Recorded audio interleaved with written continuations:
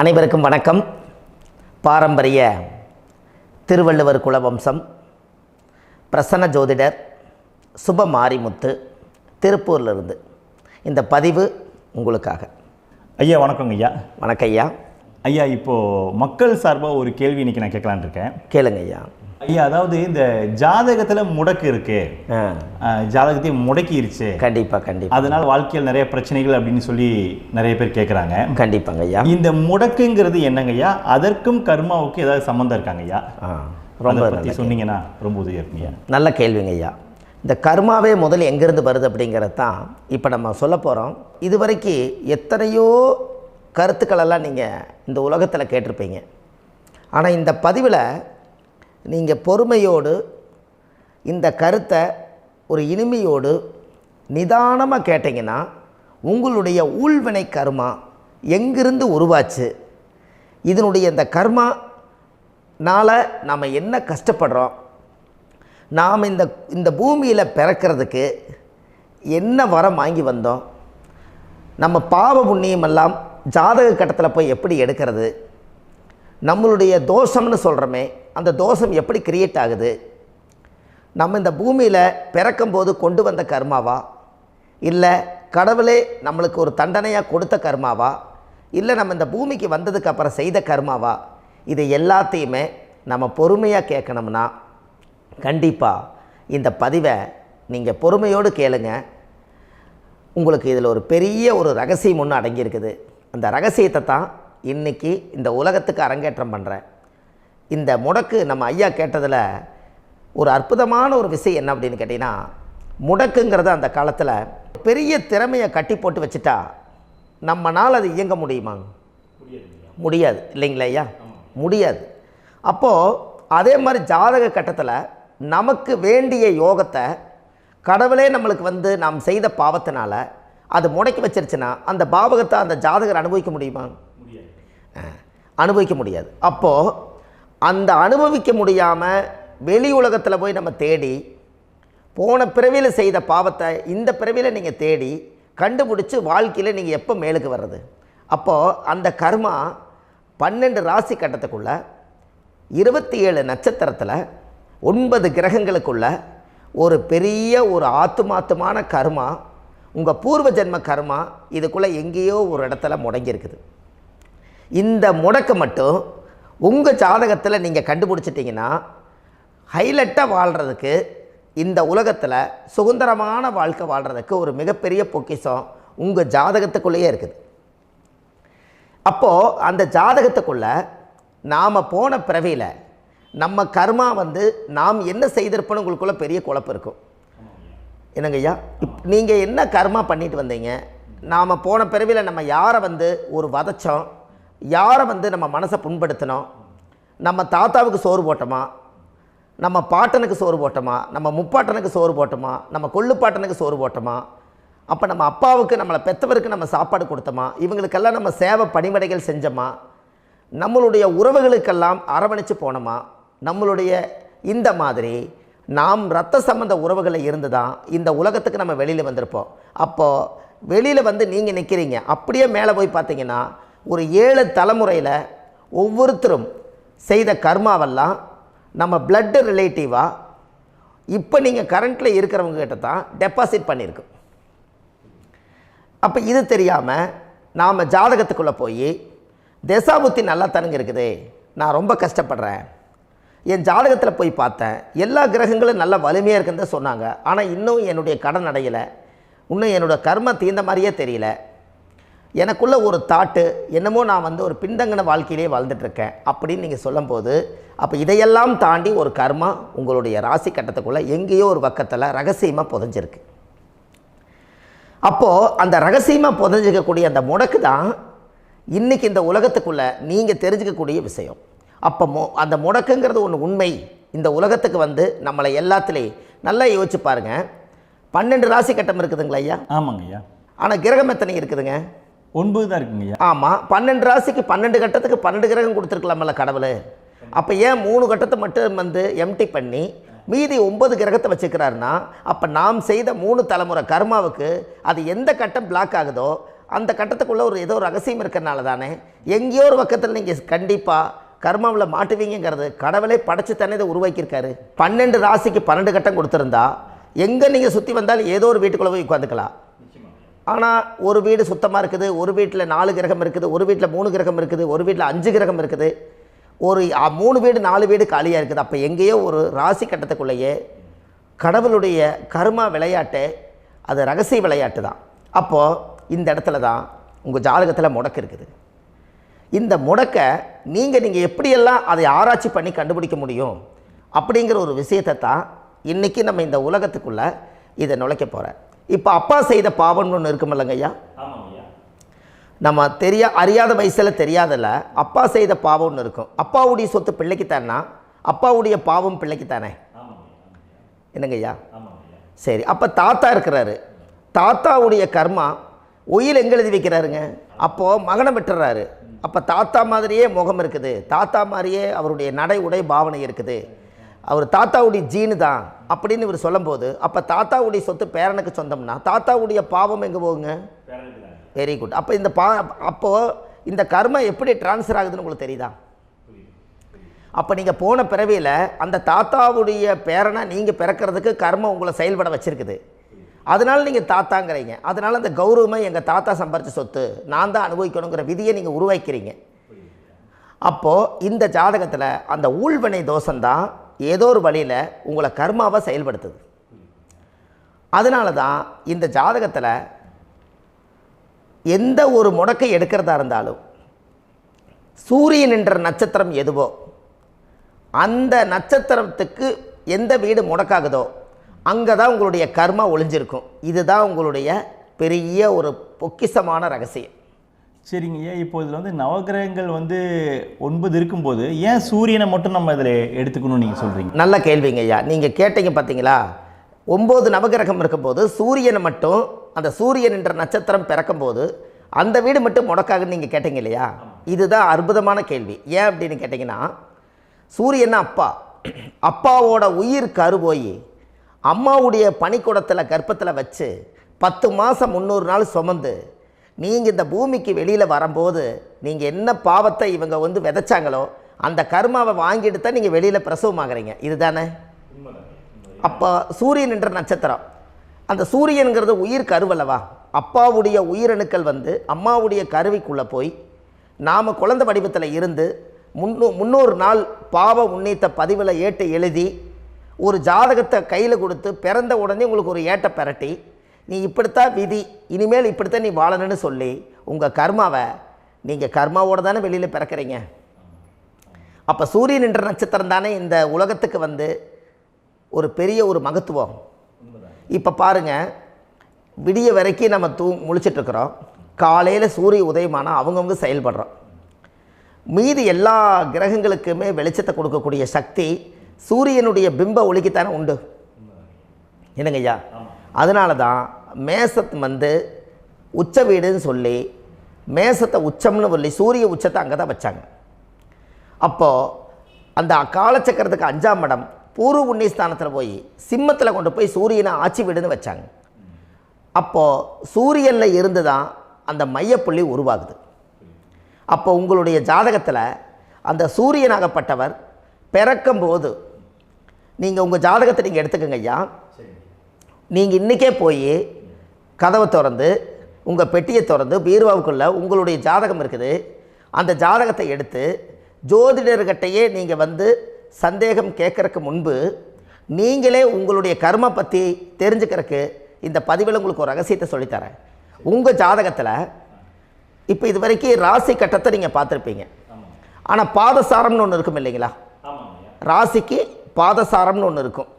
சூரியன் என்ன நட்சத்திரத்தில் இருக்குது, சந்திரன் என்ன நட்சத்திரத்தில் இருக்குது, செவ்வாய் என்ன நட்சத்திரத்தில் இருக்குது, புதன் என்ன நட்சத்திர காலில் நிற்குது, இதெல்லாமே அந்த சாரம் இல்லாத ஜோதிடம் சோரம் போய்விடும். அதனால் அந்த சாரத்தில் நிற்கிது பார்த்தீங்களா கிரகம், அதில் இப்போ நீங்கள் உங்களுடைய ராசி கட்டத்தை ஓப்பன் பண்ணுங்கள். இதில் ராசி கட்டத்தில் சூரியன் என்ற நட்சத்திரம்னு ஒன்று இருக்கும் இல்லைங்களா? அது எதுவாக வேணாலும் இருந்துட்டு போட்டோம். அந்த நட்சத்திரம் தான் நீங்கள் பிறக்கும்போது தாயுடைய கருவறைக்குள்ள கரு உருவான நட்சத்திரமே அதுதான். புரிஞ்சுங்களா ஐயா? பிறக்கும்போது நீங்கள் அந்த கருவுடைய நட்சத்திரம் அப்பா வந்து கருவை உருவாக்கி கர்மாவை விதைச்சது அந்த சூரியன் என்ற நட்சத்திரம் தான். அந்த வீட்டுக்கு தான் இந்த ராசி கட்டத்தில் உங்களுக்கு முடக்கு உருவாகுது. புரிஞ்சுங்களா ஐயா? அப்போது ஒரு ஜாதகத்தில் சூரியன் என்ற நட்சத்திரம் எதுவோ அதுதான் உங்களுடைய கர்மா நட்சத்திரம். இப்போ நம்ம பிறக்காதுக்கு முன்னாடி அப்பா கட்டத்தில் அந்த கர்மா டெபாசிட் ஆகிருக்கும். அதை ட்ரான்ஸ்ஃபர் எப்படி பண்ணுறாரு? அவருக்கு ஒரு கல்யாணம் வச்சு அவர் குடும்ப வாழ்க்கையில் வாழ்ந்து நம்மளோட உயிர் கருவை கொண்டு போய் ஊராம் பொண்ணை கல்யாணம் பண்ணி பொண்டாட்டின்னு எடுத்துக்கொண்டு அந்த பொண்டாட்டிங்கிற உரிமையாகி இவருடைய உயிர் கரு உருவாகி வாரிசுகள் வெளியில் வருது. அதானங்க ஐயா? அப்போது அந்த சூரியன் என்ற நட்சத்திரம் தான் இந்த உலகத்தில் ஒரு பிரம்மாண்டமான நட்சத்திரம். இந்த நட்சத்திரம் உங்கள் மனசுக்குள்ளே ஏதாவது இருந்துச்சுன்னா உங்கள் வீட்டில் ஏதாவது ஒரு நல்ல விஷயங்கள் நீங்கள் பண்ணுறதா இருந்தால் அந்த கர்மா நட்சத்திரம் சூரியனுடைய நட்சத்திரம் இருக்குது பார்த்தீங்களா, அந்த நட்சத்திரத்தில் எந்த ஒரு சேவைகளும் செய்யக்கூடாது. அதுதான் கர்மா. அதை போய் நீங்கள் ஆக்டிவேட் பண்ணி விட்டீங்கன்னா அது முன்னோர்களை வந்து நீங்கள் வந்து தொந்தரவு பண்ண மாதிரி. அந்த கர்ம நட்சத்திரம் தான் உங்கள் வாழ்க்கையில் அது புதஞ்சிருக்கிறதா.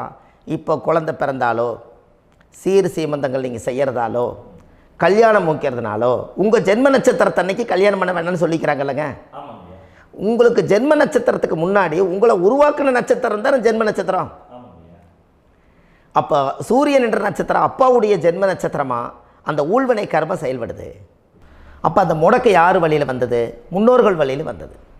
முன்னோர்கள் கட்டி வச்சது யாரைய? குலதெய்வத்தை.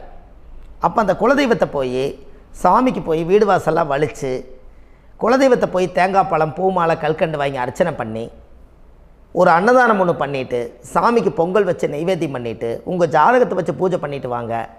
அதுக்கப்புறம் தான் உங்கள் கர்மாவை கண்டுபிடிக்கிறதுக்கு வழியே பிறக்கும். குலதெய்வத்தை வணங்காமல் கோவிந்தா கோவிந்தா என்று பல தெய்வத்தை வணங்கினாலும் பலனொன்றும் இல்லைன்னு அந்த காலத்தில் முன்னோர்கள் சொல்லி வச்சுக்கிறாங்களா இல்லைங்களா? அதனால் கண்டிப்பாக அதை கண்டுபிடிச்சி நீங்கள் அதுக்கு ஒரு நைவேத்தியம் பண்ணால் மட்டும்தான் முதல்ல உங்கள் 5ஆம் பாவம் முன்னோர்கள் அது வேலை செய்யும். குலதெய்வ ஆலயத்துக்கு போயிட்டு வாங்க. போயிட்டு வந்துட்டு இந்த கர்மவினை தோஷத்தை நிவர்த்தி பண்ணுறதுக்குண்டான சரியான பரிகாரத்தை நம்ம எடுப்போம். அப்போது உண்மையாலுமே ஒரு ராசி கட்டத்துக்குள்ளே இந்த மாதிரி ஒரு அந்த கர்ம தோஷம் இருப்பதனால இந்த கர்மா தோஷத்துக்கு அந்த முடக்க தோஷங்கிறத நீங்கள் எடுத்து அதை கண்டுபிடிச்சி அந்த சூரியன் என்ற நட்சத்திரம் எந்த ராசி கட்டத்தில் போய் முடக்காயிருக்குதோ அந்த முடக்கு எந்த பாவகம் வந்து நம்மளுக்கு லாக் ஆகிருக்குதோ அந்த பாவகத்துக்கு உண்டான பரிகாரங்கள் அதுக்குரிய ஸ்தலங்கள் அந்த கோவில்களில் போய் சுவாமிக்கு தேங்காய் பழம் பூமாலை கல்கண்டு வாங்கி அர்ச்சனை பண்ணி நீங்கள் அந்த கோவிலுக்குள்ளே போய் உட்காந்து சாமி கும்பிட்டு வந்தீங்கன்னா உங்களுடைய ஜாதகத்தில் இருக்கக்கூடிய அந்த முடக்கு தோசை நீங்கி வாழ்க்கையில் நீங்கள் எதை சாதிக்க வந்தீங்களோ அந்த சாதனையை நீங்கள் சாதிச்சிட்ருப்பீங்க. புரிஞ்சுங்களா ஐயா? ஏன் அப்படின்னா அந்த முடக்கு நட்சத்திரத்துக்குள்ளே தான் ஒரு தோஷம் இருக்குது. இப்போ அந்த காலத்தில் பாருங்கள் ஐயா, முன்னோர்கள் எல்லாம் நிறைய பேர் கோவில் கட்டி வச்சுட்டு போயிருக்காங்களா இல்லைங்களா? இந்த கோவில் எதுக்காக கட்டி வச்சுக்கிறாங்கன்னா அவங்க கட்டினவங்களுக்கும் அந்த முடக்கு தோஷம் இருந்திருக்குது. ராஜாக்கள் இருந்திருக்குது, மன்னர்கள் காலத்தில் இருந்திருக்குது, ஜமீன்தார் காலத்தில் இருந்திருக்குது. இப்போ அவங்களுடைய அமைப்புகள் எல்லாமே முன்னோர்கள் என்னமோ அறியாமல் தெரியாத தன்னடக்கம் இல்லாத ஒரு கர்மாவை இவங்க செஞ்சிட்டாலும் அதுக்குரிய பரிகார ஸ்தலங்களை கொண்டு போய் அந்த காலத்திலே ஜாதகம் பார்த்து நம்ம வந்து முன்னோர்களுடைய பாவத்தை நாம் செய்த பாவத்தையும் தீர்த்துட்டு நமக்கு கீழே அடுத்த சந்ததிகள் அடுத்த தலைமுறைகள் வந்தாலும் இந்த கோவில்களுக்கு வந்து விளக்கு போட்டு சாமி கும்பிட்டு இந்த மண்ணை மிதிச்சுட்டு போனால் அன்னையோடு அந்த கர்மா தீருங்கிறது அந்த காலத்திலேயே முடக்க தோஷ பரிகாரத்தை கோவில் வழியில் அந்த காலத்தை திசை திருப்பி வச்சுருக்காங்க. அப்போ நீங்கள் கோவிலுக்கு போகாமல் கண்டிப்பாக இந்த பரிகாரத்தை நீங்கள் உடைக்க முடியாது. ஏன் உடைக்க முடியாதுன்னா இப்போ நீங்கள் எத்தனை வருஷம் வாழ்கிறீங்க ஐயா? 120 வருஷமே வச்சுக்கோங்க. சூரியன் திசை 6 வருஷம், சந்திரன் திசை 10 வருஷம், செவ்வாய் திசை 7 வருஷம், ராகு திசை 18 வருஷம், குரு திசை 16 வருஷம், சனி திசை 19 வருஷம், புதன் திசை 17 வருஷம், கேது திசை 7 வருஷம், சுக்கிரன் திசை 20 வருஷம். இப்போ நான் சொன்ன டோட்டலெல்லாம் கூட்டிங்கன்னா 120 வருஷம் வரும். இது ஒரு மனிதர் பிறந்து பூரண ஆயுளோடு வாழ்ந்தால் இந்த 120 வருஷம் வாழ்ந்தால் அவர் இந்த பூலோக பதவி விட்டு சிவலோக பதவி போயிடுவார். அதுக்கு பேர் தான் பூரண ஆயுள் என்று பொருள். அப்போ இந்த பூரண ஆயுளை வாழ்ந்தவருக்கு 120 வருஷம். கோயில் எத்தனை வருஷம் வாழுதுங்க ஐயா? கோயில் பழங்காலத்து கோயிலெல்லாம் எத்தனை வருஷம் வாழுதுங்க? 12 வருஷத்துக்கு கும்பாபிஷேகம். அது ஓகே, அது பரவாயில்ல. 12 வருஷத்துக்கு ஒருக்கா பழசை புதுப்பிச்சு கும்பாபிஷேகம் பண்ணி மறுபடியும் அதுக்கு பவர் ஊட்டி சக்தி ஊட்டி அதுக்கு உருவேற்றுறாங்க. நான் சொல்கிறது கோயில் 5000 வருஷம் 4000 வருஷம் பெரிய பெரிய சித்தர்கள், மகான்கள், ரிஷிமார்கள், யோகிகள், சித்தர்கள் இவங்களெல்லாம் போய் கோவில்லையே சிவனையும் பெருமாளையும் வழிபாடு பட்டுட்டு கோவில்லையே ஒரு ஓரத்தில் ஜீவசமாதி ஆயிட்டாங்கன்னு பழைய கால கோயிலில் சித்தர்கள் குடியிருக்காங்களா இல்லைங்களா? இருக்காங்கல்லங்க ஐயா. அப்போது நாம் 120 வருஷம் வாழ்கிறோம், கோவில் 5000 வருஷம் வாழுது. எங்கே சக்தி அதிகமாக இருக்குன்னு சொல்லுங்க? கோவிலில் தாங்க ஐயா. கோயில் தான், அதில் ஒன்றும் மாற்றம் இல்லைங்களே. கோயில் தாங்க. அப்போ கோவிலில் தான் அந்த சக்தி இருக்குதுன்னு நீங்கள் சொல்கிறீங்க. அப்போ உங்களுடைய கர்மாவை உடைக்கிறதுக்கு 120 வருஷம் பெருசா 5000 வருஷம் பெருசான்னு சொல்லுங்கள்? 5000 தாங்க. அப்போ 5000 வருஷம் உள்ள அலைகள் வந்து எத்தனை அந்த சிவனுக்கு இப்போ சிவன் கோயிலே உங்களுக்கு முடக்கு தோஷத்துக்கு ஒரு கோயில் வருதுன்னு வச்சுக்கோங்க. அந்த கோவிலில் எத்தனை முடக்குகளுக்கு உண்டான கோவில்கள், எத்தனை பழங்களை ஊற்றி சாமிக்கு அபிஷேகம் பண்ணியிருப்பாங்க, எத்தனை பால் கூட ஊற்றிருப்பாங்க, பன்னீர், தேன், இளநீ, மஞ்சள் நீர், திருமஞ்சனம், அபிஷேகம், பொங்கல், நைவேத்தியம் இத்தனையும் செஞ்சு அந்த சிவனை வந்து சிவனாக பார்த்து அந்த கருவறைக்குள்ள ஒரு கிராணங்கள் வரும்போதும் கூட பாதுகாப்பு பண்ணி வச்சு நல்ல சக்தியோடு அந்த கருவறையை புத்தியோடு அவங்க வேலை செஞ்சு அந்த காலத்தில் வச்சுருக்காங்களா இல்லைங்களா? அப்போது நம்ம வீட்டை அவ்வளோ சுத்தமாக வச்சுருக்க முடியுமா? என்னதான் வாஸ்து இருந்தாலும் முடியாது இல்லைங்களா? அப்போது அவ்வளவு ஒரு பவர்ஃபுல்லான கோவில் அந்த முடக்கு தோஷத்துக்குள்ளே ரகசியமாக அந்த கோயில் அடங்கியிருக்குது. உங்கள் ஜாதகத்துக்குள்ளே உண்மையாலுமே ஊழ்வினை கோயில், கர்மவினை கோயில் அதுக்குள்ளே இருக்குது. அந்த ஜாதகத்தை கணிச்சு பார்த்தா கரெக்டாக உங்களுடைய ஜாதகத்தில் அப்பாவுடைய கருவறையிலேருந்து உயிர் உருவாகிற நேரத்தில் இருந்து இப்போ வரைக்கும் நீங்கள் கரண்ட்டில் வாழ வரைக்கும் அந்த கர்ம கூட வர்றதை ஒரே ஒரு இடத்துல போனால் மட்டும்தான் விட்டுட்டு வர முடியும். அது எந்த வீடு அப்படின்னு கேட்டால் உங்களுக்கு வந்து அப்பாவுடைய கர்மா வழியில் போய் அந்த கோவில் பழையகால கோயில், பழையகால தெய்வங்கள், அந்த கோவில் தான் உங்கள் ஜாதகத்துக்குள்ள ரகசியமாக இருக்கும். அது ஏன் இந்த பதிவில் உங்களால் சொல்ல முடியாது அப்படின்னா, இந்த பதிவில் ஏன் உங்க சொல்ல முடியாதுன்னா உங்கள் ஜாதகம் தெரியாமல் என்ன கோயிலை நீங்கள் சொல்லுவீங்க? இப்போ பொதுவாக ஒரு நட்சத்திரத்துக்கு ஏதோ ஒரு கோவிலை அவங்க சொல்லி நீங்கள் போயிட்டு வர்றீங்கன்னு வச்சுக்கோங்க. ஆனால் அது வேலை செய்யலைன்னா நம்மளுக்கு என்னங்க இவ்வளோ கஷ்டப்பட்டு போய் அதை பலனடையிலேன்னு கேள்வி கேட்டக்கூடாது. உங்கள் ஜாதகத்தை நீங்கள் கொண்டாங்க, உங்கள் டேட் ஆஃப் பர்த் டயத்தை போட்டு ஜாதகத்தை கணிச்சு நீங்கள் சூரியன் என்ற நட்சத்திரத்துக்கு உங்களுடைய கர்மவினை கோவில் யார், உங்களுடைய முடக்கு யார், ஊழ்வனை தோஷத்துக்கு உண்டானவர் யார், தாய் வழி கர்மா யார், தந்தை வழி கர்மா எது, நீங்கள் பிறக்கும்போது வந்த கர்மா என்ன, இது எல்லாம் கணிக்காமல் பொதுவாக ஒரு கோயிலில் போய் நீங்கள் பாட்டுக்கு சாமி கும்பிட்டு வந்தால் பலன் எப்படி கிடைக்கும்? கண்டிப்பாக கிடைக்காதுங்க ஐயா. என்னங்க ஐயா? அது தெரிஞ்சு பண்ணாதான் சரியா? ஒரு டாக்டர்கிட்ட போகிறீங்க, என்னை அப்படியே ஸ்கேன் பண்ணி ஒரே ஒரு மாத்திரை கொடுங்கன்னு கேட்டால் டாக்டர் கொடுப்பாருங்களா? அவர் என்ன பிரச்சனை இருக்குதோ அதை முதல்ல கண்டுபிடிச்சி ஸ்கேன் பண்ணி பார்த்து ரிப்போர்ட் எடுத்து அது மூலியமாக தான் கொஞ்சம் எடுத்து ஐயா உங்களுக்கு இந்த பிரச்சனை, இதுக்கு தீர்வுக்கு இதுக்குண்டான மெடிசன், இது இப்படித்தான் சாப்பிடணும்னு அது முறையாக சொல்லி அந்த உயிர் வாழ வைக்கிறாரு டாக்டர். அவர் ஒரு தெய்வ வடிவத்தில். கரெக்டுங்களா ஐயா? அப்போ உங்களோட கர்மா எங்கே செயல்படுது அப்படின்னா இந்த முடக்க நீங்கள் இந்த பதிவில் தெரிஞ்சுக்கங்க. அதுக்குரிய நட்சத்திரம் என்னன்னு தெரிஞ்சு வச்சுங்க. உங்கள் ஜாதகத்தில் சூரியன் என்ற நட்சத்திரத்தை எடுத்துக்கங்க. அந்த வீட்டுக்கு முடக்க இந்த பதிவில் எந்த வீடு லாக் ஆகிருக்குதுங்கிறத நான் உங்களுக்கு இந்த வீட்டில் சொல்கிறேன். அந்த வீட்டு நீங்கள் பாருங்கள், உங்களுடைய லக்கணத்துக்கு அது எந்த வீடு. இப்போ லக்கணத்துக்கு ஒரு 7வது வீடுன்னே வச்சுக்கோங்க. அப்போ லக்கணத்துக்கு 7வது வீடே முடக்கு. அப்படி ஒரு முடக்கு ஆகிப்போச்சுன்னா ஒரு ஜாதகத்தில் லக்கணம் தான் 1, 7ஆம் இடம்ங்கிறது மனைவி ஸ்தானம். ஒரு ஆணுடைய ஜாதகத்துக்கு 7ஆம் இடம் தான் மனைவி. அவருக்கு நல்ல மனைவி அமையாமல் ஆடம்பரம் இருந்தும் வீடு அரண்மனை மாதிரி இருந்தும் அந்த மனைவியை ஒரு சந்தோஷமாக அவர் அனுபவிக்க முடியாது. புரிஞ்சுங்களா ஐயா? சந்தோஷமாக அனுபவிக்க முடியாது. ஏன் அப்படி? 7ஆம் இடத்துல தான் அவரோட கர்மா உட்கார்ந்துருக்குது. கரெக்டாக சொன்னீங்க. 7ஆம் இடத்துல தான் அந்த கர்மா உட்கார்ந்துருக்குது. அப்போ அந்த 7ஆம் இடத்துல இருக்கக்கூடிய அந்த கர்மா போன பிறவியில் நீ மனைவிக்கு சோறு போடாமல் மனைவியை கட்டி வச்சு அடிக்கிறதும், மனைவியை துன்புறுத்துறதும், அந்த மனைவி இருக்கவே இன்னொரு வாழ்க்கைக்குள்ளே போகிறதும், இங்கே வாழ வேண்டிய தாம்பத்திய சந்தோஷத்தை கொண்டு போய் இன்னொரு இடத்துல கொடுக்கறதும், தெரிஞ்சிருந்தே நம்மளுடைய மனசுக்குள்ளே திருடுத்தனமாக வாழ்கிறதும், இது எல்லா கர்மாவும் போன பிறவியில் நாம் செய்த ஊழ்வினை கர்மா தான் உங்கள் ஜாதகத்தில் 7ஆம் இடம் முடக்கு. அப்போ அந்த 7ஆம் இடம் முடக்கா இருந்துச்சுன்னா கண்டிப்பாக உங்கள் ஜாதகத்தில் நீங்கள் என்ன அனுபவிச்சிட முடியும்? நல்ல நண்பர்கள் கிடைக்க மாட்டாங்க, நல்ல ஒரு பார்ட்னர்ஷிப் அமையாது, நல்ல ஒரு நட்பு வட்டங்களில் எதையும் அனுபவிக்க விடாது, ஒரு அங்கீகாரமான உறவுகளில் போய் நம்ம ஸ்ட்ராங்காக நிற்க முடியாது. 7ஆம் இடம் என்பது தாம்பத்திய வாழ்க்கை, பூர்த்தி இல்லாத வாழ்க்கையாக இருக்கும். இப்படியெல்லாம் அந்த ஜாதகத்தில் ஒரு பொதுவாக ஒரு ஜாதகத்தில் 7ஆம் பாவம் முடக்காயிட்டால் இந்த கர்மாவை அவர் அனுபவிச்சுக்கிட்டே இருப்பார். இது எப்போத்தான் அதுக்கு ஒரு தீர்வு வேணுங்கய்யா? அந்த கோயில் எதுன்னு நீங்கள் கரெக்டாக சொன்னீங்க. இப்போ இது மனிதனால் செயல்படுது. மனிதர்கள் தான் கோயிலை கட்டி வச்சாங்க.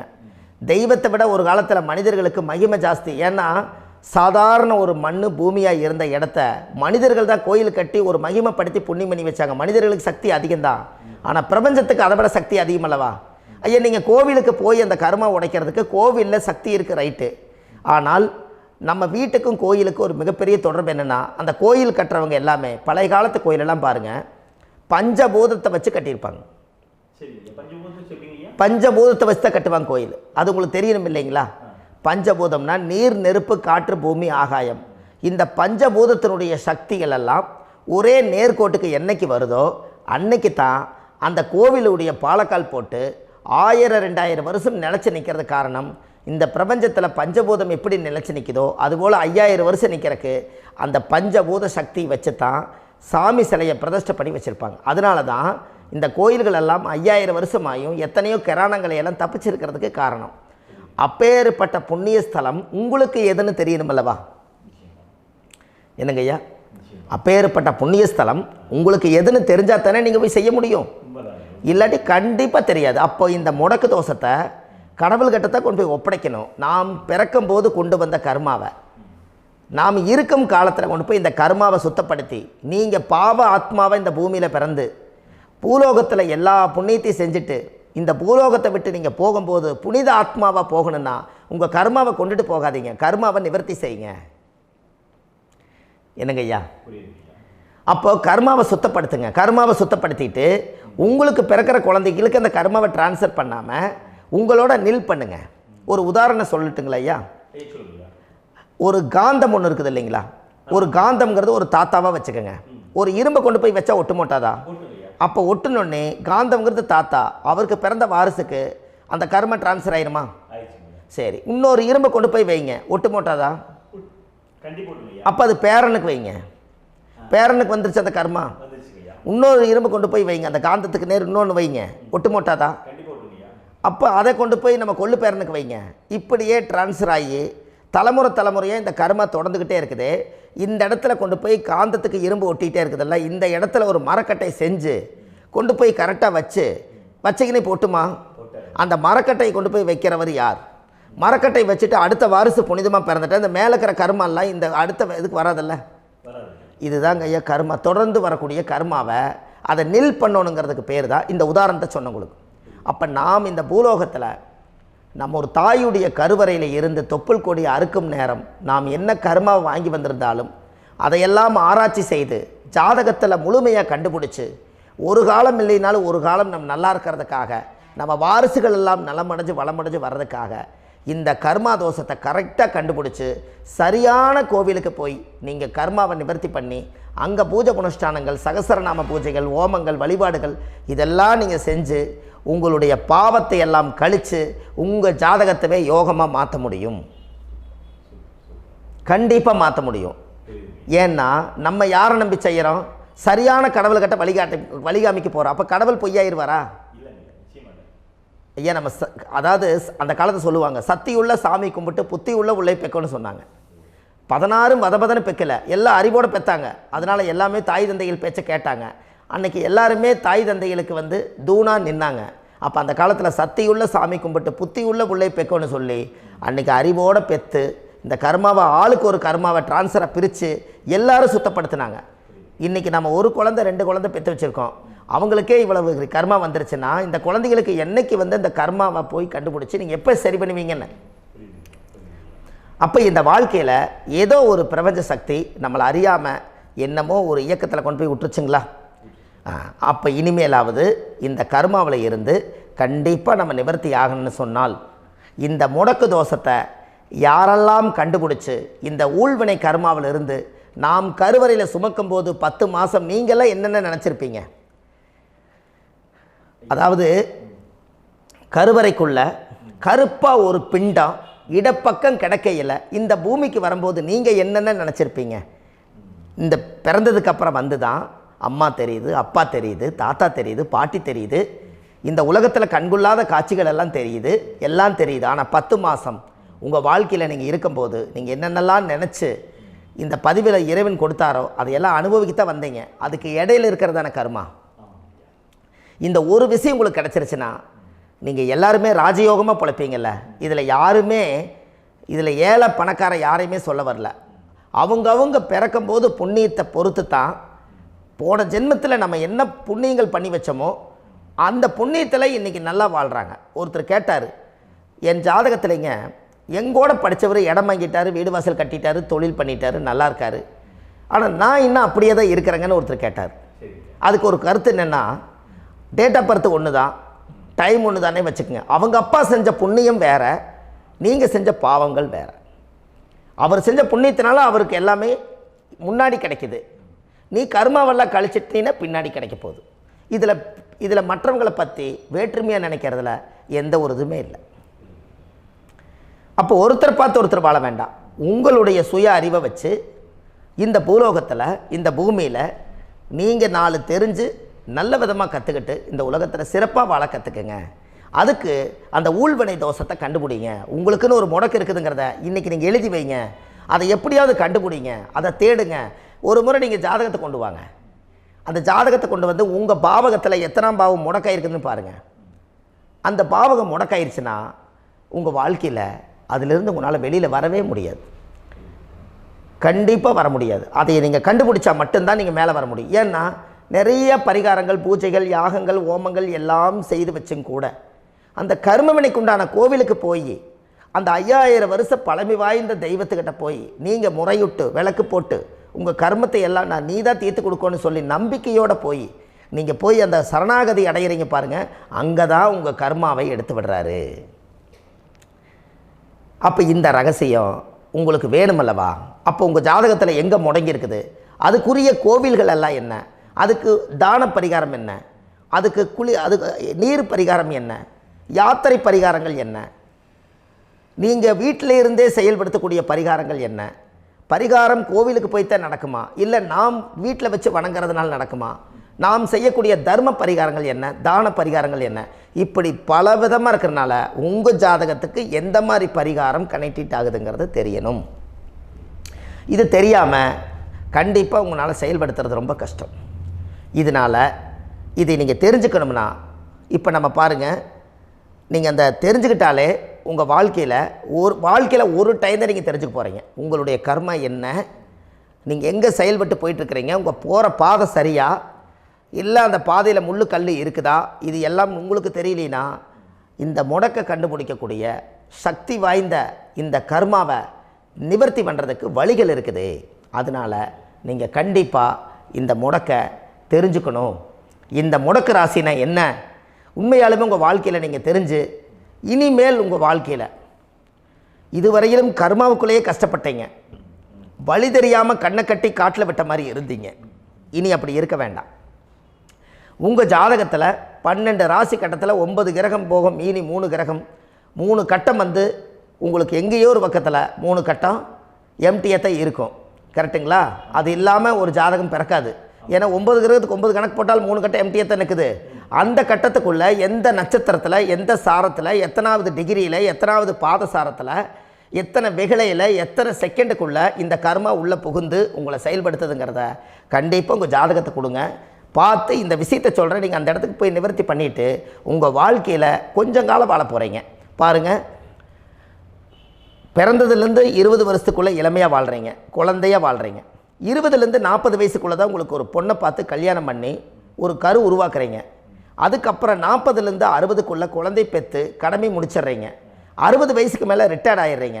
இந்த 20க்கும் 60க்கும் இல்லாத 20லேருந்து இந்த 40 வயசுக்குள்ளே உங்களோட தேடல் என்னவோ அது வாழ வேண்டிய சுகபோகமான வாழ்க்கை எல்லாமே அந்த 40க்குள்ளே தான் இருக்குது. இந்த 40க்குள்ளே இருக்கக்கூடிய வாழ்க்கையை இந்த கர்மா தெரியாமல் காலத்தை வீணாக்க வேண்டாம். வாழ வேண்டிய வயசில் நீங்கள் வாழணும். அதுக்குரிய கர்மாவை நீங்கள் சுத்தப்படுத்துங்க. எப்படியெல்லாம் நீங்கள் சந்தோஷமாக வாழ்கிறீங்கன்னு எனக்கு ஒரு தகவல் கொடுங்க. வேறு லெவலில் நீங்கள் இருப்பீங்க. கண்டிப்பாக இந்த பதிவில் உங்களுக்கு நான் இந்த விஷயத்தை கொடுக்க போகிறேன். இந்த முடக்கு நட்சத்திரங்கள் என்ன அப்படிங்கிறத இந்த பதிவில் நீங்கள் ஒரு நோட் ஒன்று எடுத்துக்கோங்க, குறித்து வச்சுக்கோங்க. இதில் இருந்து அவங்கவுங்களுக்கு முடக்கு நட்சத்திரம் என்னங்கிறத இந்த பதிவில் நான் உங்களுக்கு கொடுக்குறேன். இந்த வீடு தான் அது முடக்குங்கிறத சொல்கிறேன். இதையெல்லாம் நீங்கள் தெரிஞ்சு உங்கள் ஜாதகத்தவே நீங்கள் முடக்கு எடுத்து கண்டிப்பாக உங்கள் வாழ்க்கையில் நீங்கள் நல்லா இருப்பீங்க. அதுக்கு ஒரு நோட் எடுத்து வச்சுக்கோங்க. இது வரைக்கும் கர்மாவை பற்றி நம்ம பேசினோம். உங்கள் ஜாதகத்தில் சூரியன் என்ற நட்சத்திரத்துக்கு தான் முடக்குன்னு சொன்னீங்களே, எந்த வீடுங்கிற ரகசியத்தை இன்றைக்கி நம்ம எல்லோரும் தெரிஞ்சுக்கலாமா? இத்தனை காலமாக நீங்கள் தெரிஞ்சுக்காத ஒரு ரகசியத்தை இன்றைக்கி உங்கள் ஜாதக கட்டத்தில் நீங்களே முடக்க கண்டுபிடிச்சி அதுக்குண்டான பலனை தேட போகிறீங்க.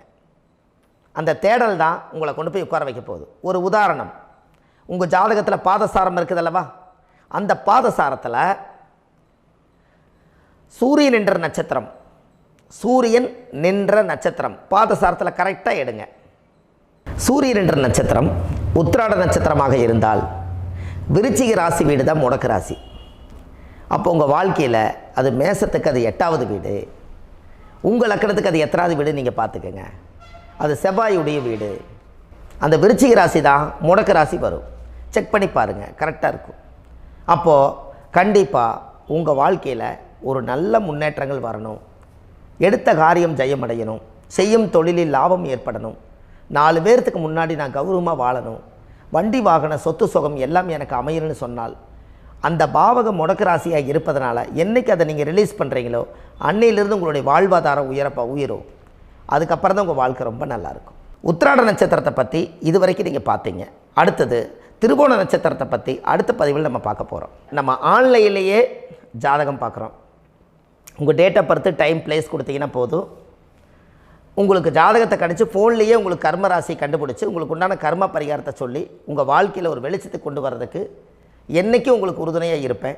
நீங்கள் கண்டிப்பாக இந்த பதிவுகள் எல்லாம் இது உங்களுக்காகத்தான். இது அதிகாலை நேரத்தில் பிரம்ம முகூர்த்தத்தில் இந்த பதிவை உங்களுக்கு முழுமையாக சமர்ப்பணம் பண்ணுறேன்.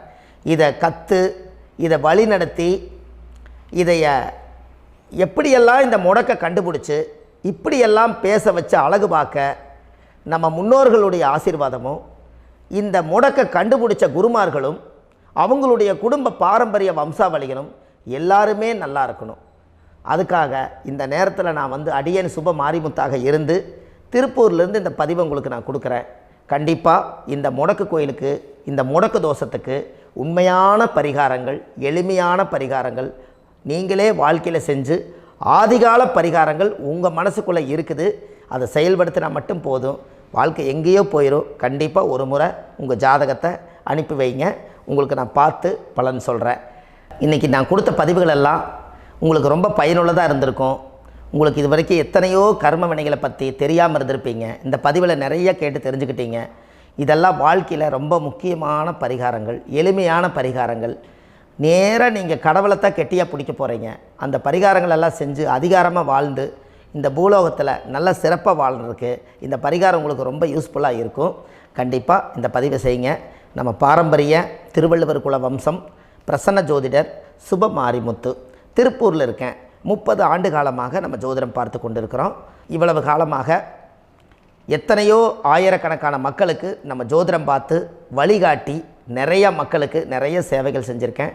நிறைய கோயில் கட்டி வச்சுருக்கேன், கும்பாபிஷேகங்கள் பண்ணி வச்சுருக்கேன், அன்னதானங்கள் நிறையா பண்ணி வச்சுருக்கேன், புண்ணிய யாத்திரைகள் நிறைய போய் வந்திருக்கேன். மக்களுக்காகவே நான் உங்களுக்கு உழைக்க தயாராக இருக்கேன்.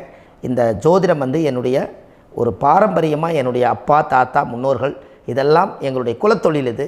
அதனால் நாங்கள் பாரம்பரியமாக திருவள்ளுவர் குல வம்சம். வள்ளுவர் வாக்குன்னு யூடியூப் சேனலில் போனீங்கன்னா 1000 பரிகாரங்கள் கொடுத்துருக்கேன். அதுவும் உங்களுக்கு ரொம்ப யூஸ்ஃபுல்லாக இருக்கும். வள்ளுவர் வாக்கு அப்படின்னு போடுங்க. அப்படி இல்லைன்னா சுப மாரிமுத்துன்னு போடுங்க.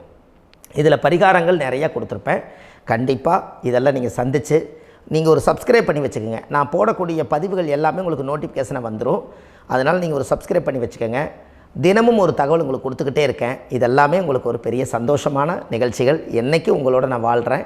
உங்களுடைய குடும்பத்தில் நான் ஒருத்தராக இருந்து குடும்ப ஜோதிடராக நான் இருப்பேன். கண்டிப்பாக ஆயுளுள்ள வரைக்கும் உங்களுக்காக இந்த ஜோதிடத்துக்கு உழைச்சி உங்கள் குடும்பத்தில் ஒருத்தராக நான் வந்து ஒரு ரத்த உறவில் நான் வந்து இந்த பூர்வ ஜென்மத்தில் உங்களுக்கு நான் கடமைப்பட்டிருக்கேன். கண்டிப்பாக அடுத்த பதிவில் உங்களை நான் சந்திக்கிறேன். வாழ்வது ஒரு முறை, வாழ்த்தட்டும் தலைமுறை. நன்றி, வணக்கம்.